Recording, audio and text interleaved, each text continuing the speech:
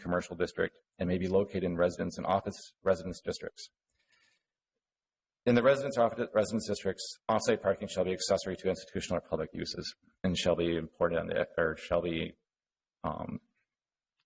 existing on the date of this ordinance.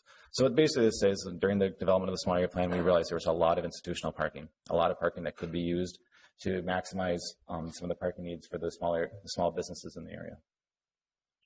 In doing that, we also realized that those are mostly zoned residential, and under the zoning code, we wouldn't allow for commercial parking or parking to serve those commercial businesses in the residential areas.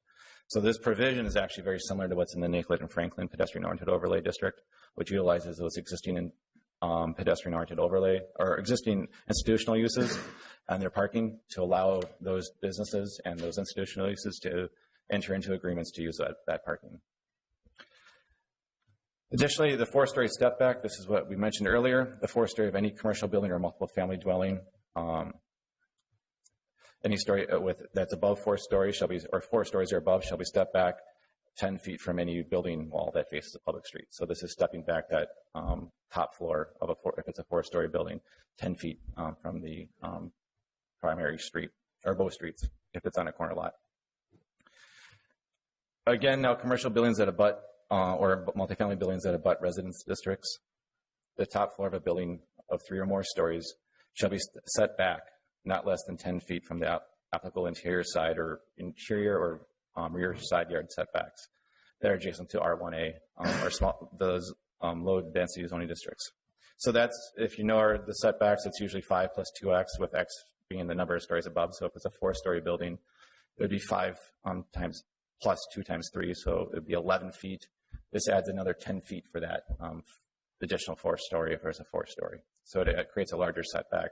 Intent is, this goes back to the intent that we saw with concerns over the height of buildings, trying to minimize the impact to adjacent property owners, concerns about shadowing, concerns about light, trying to reduce that a little bit more by still accommodating that 4-story to allow for the achievable densities within our policies. So there's 3 elements that exist in the Linden Hills overlay that just aren't going to be carried over based on either existing zoning code requirements or in the pedestrian-oriented overlay. So one is that in Linden Hills overlay, which is unique in ordinance, actually encourages and doesn't actually require that commercial delivery and shipments of products and merchandise be done in street trucks or smaller vehicles. That is unique in our zoning ordinance, not covered anywhere else, and also it's an encouragement. Our traffic portion of our traffic code works with commercial delivery and outlines how that can be done. So we feel that there's enough coverage within that portion of the Minneapolis Code of Ordinances. The Linden Hills Overlay District allows for a shared loading facility between 2 uses to be provided in lieu of 1 required automobile parking space. While our provisions allow for a shared loading, it doesn't give an extra bonus for the parking. And we just felt that based on all the other requirements that isn't necessary to bring forward. And the Linden Hills Overlay District sets a maximum width of driveways for parking areas at 20 feet. Our zoning code sets it at 25 feet. We're just using the zoning code requirement of 25 feet, proposing to go forward with that. Additionally, the Linden Hills Smart Area Plan discussed the application of the Linden Hills Overlay District, which we've now moved forward as a pedestrian-oriented overlay district, and applying that to the 44th in France neighborhood commercial node. That's, again, if you're looking at the map, this area here. That area was developed in kind of a later period of time than the other areas within Linden Hills, much more of an auto-centric development pattern. The idea is that with the pedestrian-oriented overlay, we can kind of slowly work towards making that more of a traditional urban form and development pattern.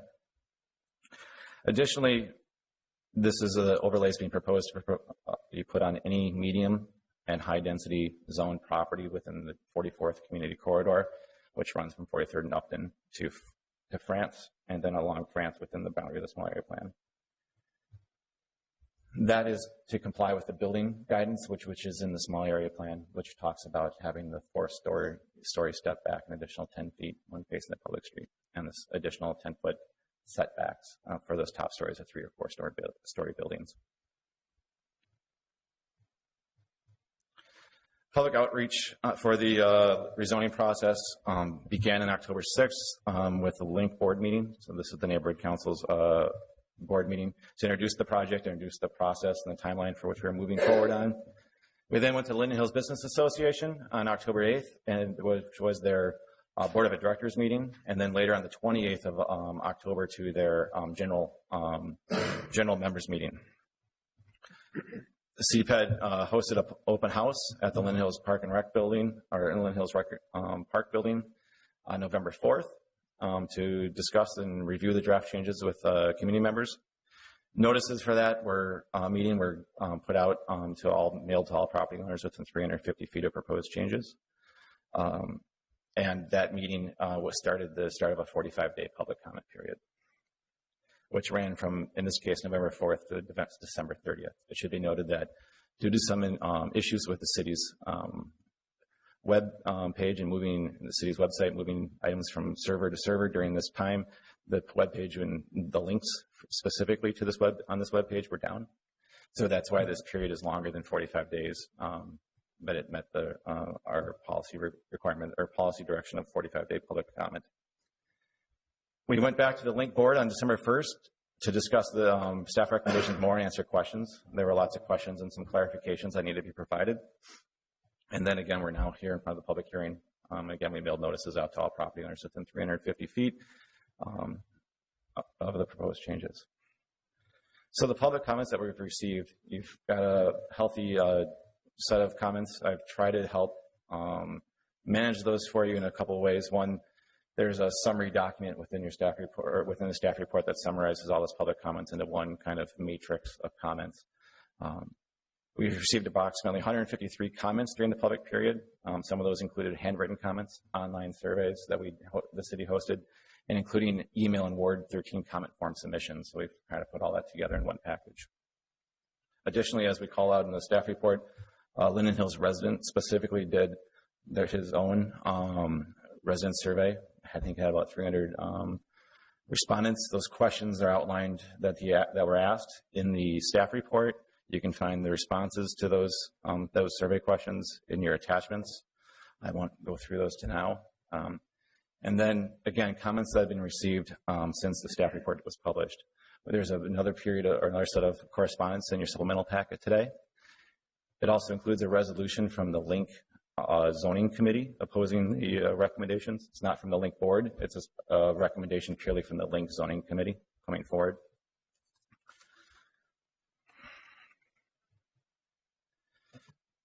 So the public comments received, we've tried to break it down into two areas of concern, basically. Concern about the draft recommendations for R4 multiple family district, where we're proposing to apply that. This is for all areas where it's applied, but specifically we heard a lot of comment about the 44th and Xerxes area, that northwest quadrant near the St. Thomas the Apostle Church. Significant amount of concerns there included density, potential of increased traffic, the concern about building heights that could be 4 stories or 56 feet. So we've heard a lot of people supporting the small area plan.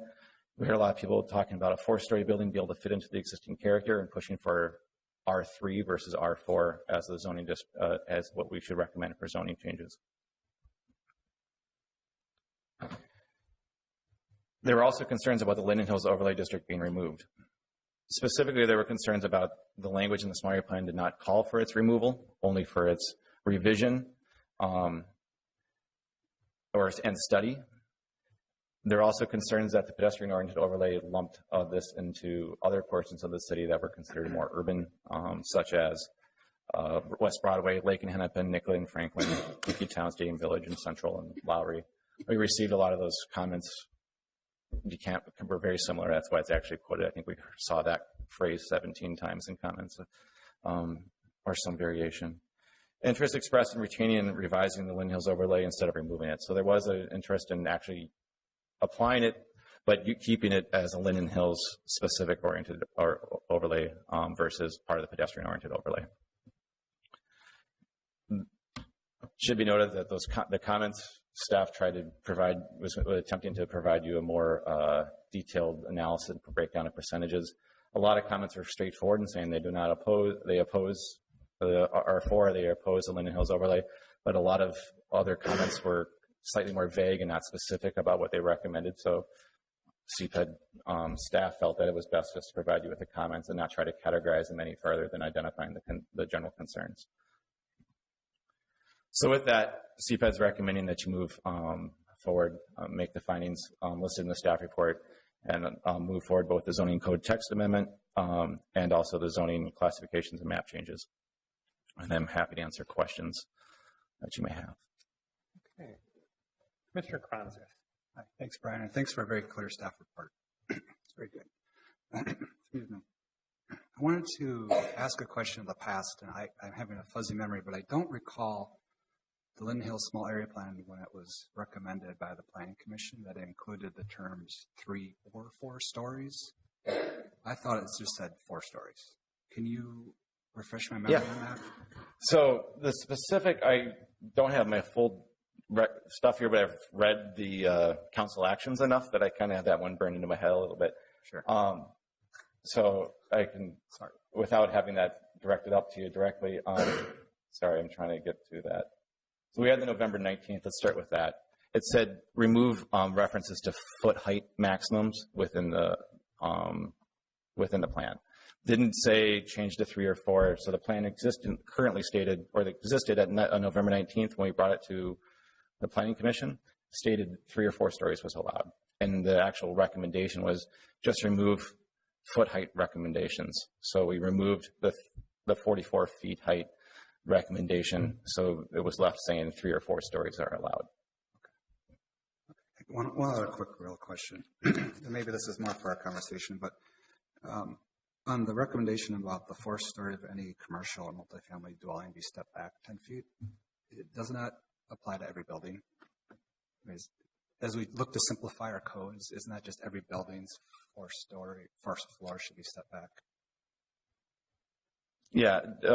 You can think about it. We'll Chair Brown, Commissioner Kronzer, you could argue that could be a clarification or simplification. It was meant on consistency of the way we've made recommendations in the past, so we can entertain that. Commissioner Magrino. Is there any reason why you wouldn't just want to connect the 2 pedestrian-oriented overlay districts? We actually just were talking about that earlier in the evening. It sounded like Mr. Wittenberg said there aren't any other PO districts right now that have sort of scattered chunks. Is there a reason why we wouldn't want to connect those 2? One moment, I'll bring that map up and we can talk from that map. So Chair Brown, Commissioner Magrino, are you referencing kind of this portion here and that portion here? Specifically, staff made that recommendation based on the policy of the small area plan or the small area plan guidance that talks about the building design controls, the step backs and setbacks, if you will, being applied to areas that are currently zoned or currently identified as medium and high density in the future land use map. These 2 areas are not identified for medium or high density on the future land use map, so we just didn't apply them to those. All right. Are there any further questions of staff? Commissioner Lupke here. Sorry, just in looking at this map, I have one question. When I'm looking at the area, there's a little gap where your PO jogs down, and it's like 3,500 or something above it. Is there a reason why we, on the same street, we don't have the same thing going on both sides of the road? You see what I'm talking about? We're good under the word B, straight down. Yeah, right there. Right here? Yeah, like what's going on? This spot right here? Yeah. That is also city right away. It's used as a park. It's commonly referred to as the Christmas tree lot. Boy Scouts sell Christmas trees there. It's grass. There's a couple of benches. It's the old trolley turnaround. That's where the trolley used to dead end and turn around at that spot. We've called it as a future land use map, just as open space and park. You could choose to apply it over there, but I'm just curious. It just seemed kind of odd. No, I appreciate of consistency to have it a little jagged. Omitted, so that makes sense. Thank you. Okay. Are there any other questions? If there are none, Mr. Schaefer, are you finished with your I am finished, thank you. We can open the public hearing. And as with the previous items, I will ask that speakers limit their remarks to 2 minutes. Who would like to go first? Sir, since you're standing up, I guess you can go ahead and please state your name and address for the record. My name is David Freed. I'm the property owner at 2821 West 44th Street. I have owned that property since 1986. I'm probably one of the oldest landholders or property owners in Linden Hills. I have it's a 2RB duplex, and it's been a 2RB duplex since 1986. And I'd like to speak to consistency. I made this comment in the written comments back in the point, and it's my understanding that the change of zoning along West 44th Street is only on the north side, on the St. Thomas side. And it's my question, which is what you just brought up about the Christmas tree lot, about why that zoning doesn't hold across both sides of West 44th Street, on the south side and on the north side. About 2.5 or 3 years ago, I approached the city with the option of converting my duplex, as well as the neighbor next door, to a piece of commercial property. And what I was told was that the city has no interest in changing any of the zonings in Linden Hills, that the zonings in Linden Hills stand the way they are, and that's the way the city wants them.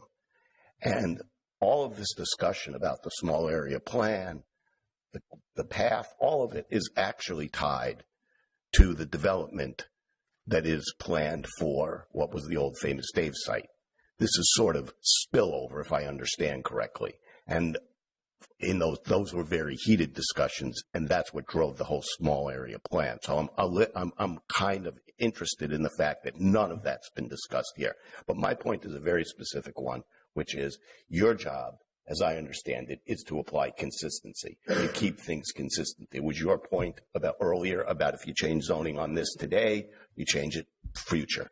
So that's really what I want to make sure, that if you do this, I get a fair shake, and it's not an ad hoc decision. Right. Thank you. Commissioner Bender has a question. Am I correct in understanding that it is only on one side? And maybe what Commissioner Bender has a question for you, and then we can ask staff to clarify. Sorry, I missed your address, or could you clarify which parcels you're talking about? Excuse me?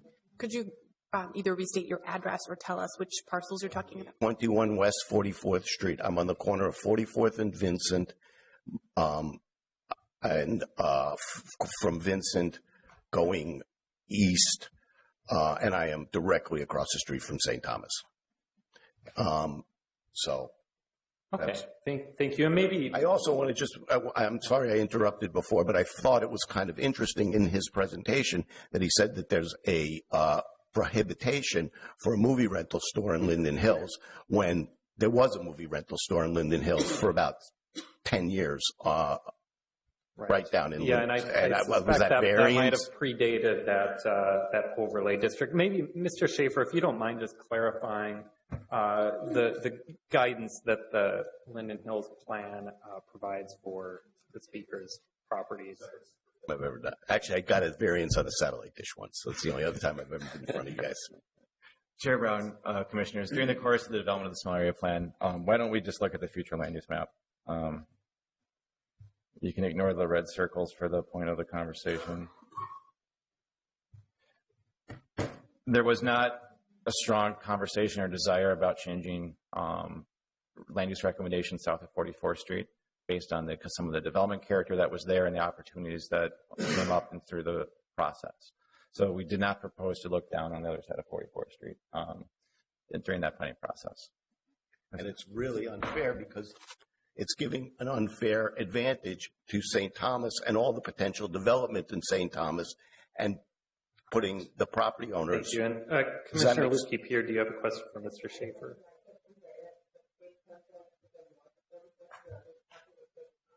Correct. I think so.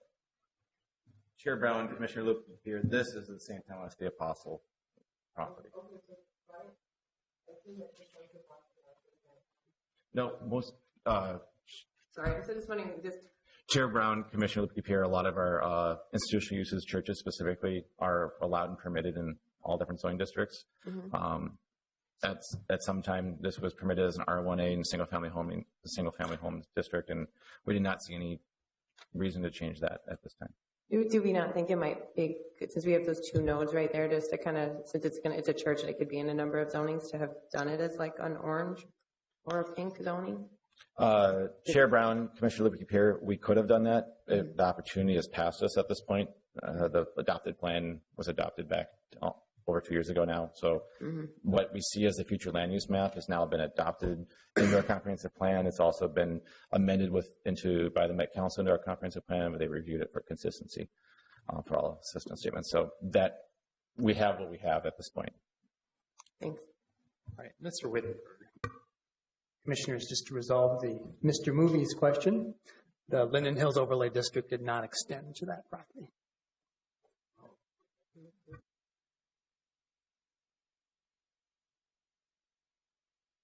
Handouts because I'm not sure how many people have made a visit, and then we go into Scotland.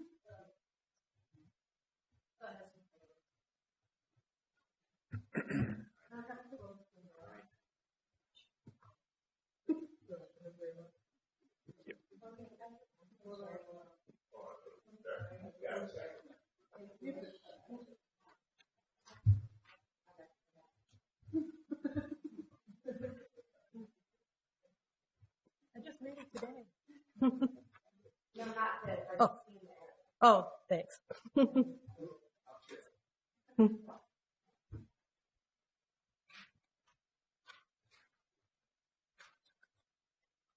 Okay, you can go ahead.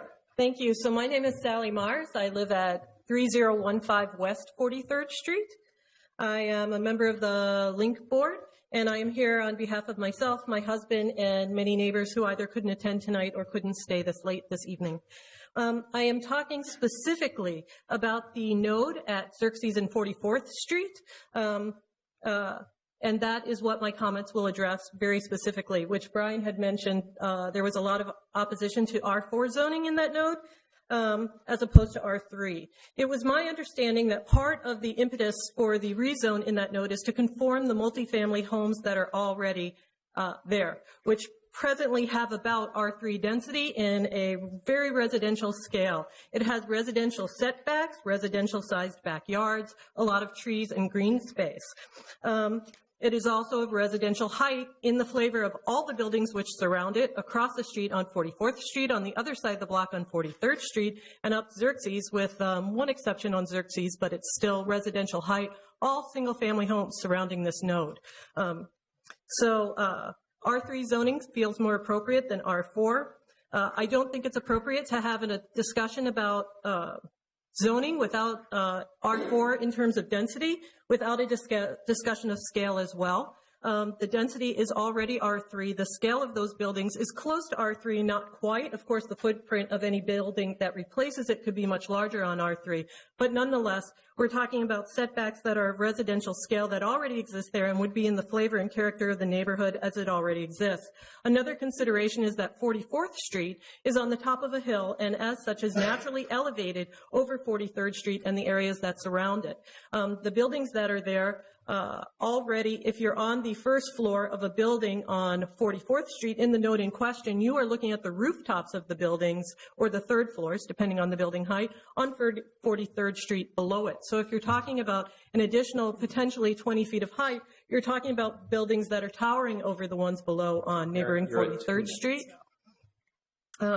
It's also one of the most affordable nodes in the neighborhood, and I just want to add that I understand that we're zoning based on foresight and a future plan for the neighborhood, but there's no value in foresight without insight, and residents who live in the node have expressed a lot of opposition to R4 zoning. That's not an opposition to progress. R3 would be acceptable to most in the area, but R4 is just too large a building, and I believe the photos will support that. Thank you. All right, thank you.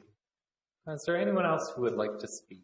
Yes, and please state your name and address. My name's Walt Pitt. I'm a Linden Hills resident. I live at 3804 Upton Avenue South. I'm also on the Link Board, and I'm the zoning chair for Link. In regard to the zoning committee, I just want to make sure that you understand that this is the resolution that I don't know if you can get that up. That's the resolution that the zoning committee put forward, and I don't really need to read through it. I think you have it in your package, so I would assume that you've all read it, and I hope that you do.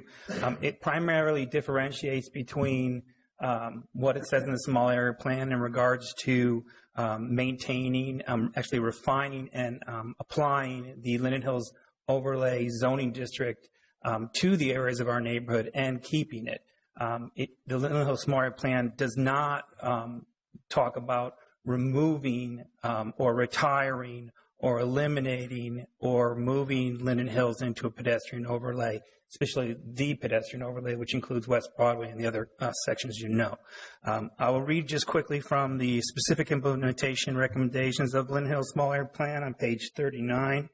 And I believe this was written actually by Brian Schaefer. The following are specific recommendations on land use and intensity. See the building site design section. Study and refine the existing Linden Hills Overlay zoning district to reflect the guidance in this small area plan, including the amount and location of parking and allowed uses. The study should also consider applying the overlay to the 44th and France neighborhood commercial node to further encourage more pedestrian-oriented development patterns. The pedestrian overlay that they're talking about moving Linden Hills to is not mentioned in the Linden Hills Small Area Plan at all, ever. Pedestrian overlays are mentioned once. The actual pedestrian overlay is not mentioned at all. I just want to show, actually, one of the commissioners, I believe it's Luke Pierre, had a question about the overlay zoning districts, and there they are, and they trump the zoning code in Minneapolis. And as you can see, Linden Hills is one of them, and Linden Hills is the only one that's slated for removal. The others are all staying in place. One of them is West Broadway, the overlay district in West Broadway, where which is the pedestrian overlay also includes. So they're keeping their overlay district while they're within the pedestrian You're overlay. at 2 minutes. Okay, so thank you. I just wanted to close it with saying is like, I hope that you do consider the small area plan, even though there were some questions about what its authority was, and I think that should be cleared up at some point.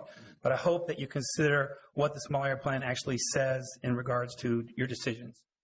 Thank you very much. Thank you. Is there anyone else who would like to speak? Yes, please state your name and address for the record. I'm Constance Pepin. I live in Linden Hills, and I can't believe I missed the X-Files for this, if that means anything to anybody. I want to speak first on behalf of some of my neighbors. Some of the 50 neighbors that you might vote to not inform about the zoning tonight want to speak up. They couldn't be here. Please do not approve the motion to find that obtaining consent signatures for the rezoning of properties from residential to commercial is impractical. How can it be impractical to contact 50 or less property owners? These neighbors have not been informed about this change, so they could not possibly be said to approve it. They don't know that the language was changed in the small area plan, because the small area plan, after the city council changed it, they never informed, before they approved it, they didn't inform the neighborhood that they were going to do that. So all those people out there think that we still have our small area plan, which is with the 3-story height limit. So she says, a majority of the neighbors, friends, and acquaintances I have spoken with are pretty clueless about what's happening. Some don't know at all. Most are entirely confused about the specifics.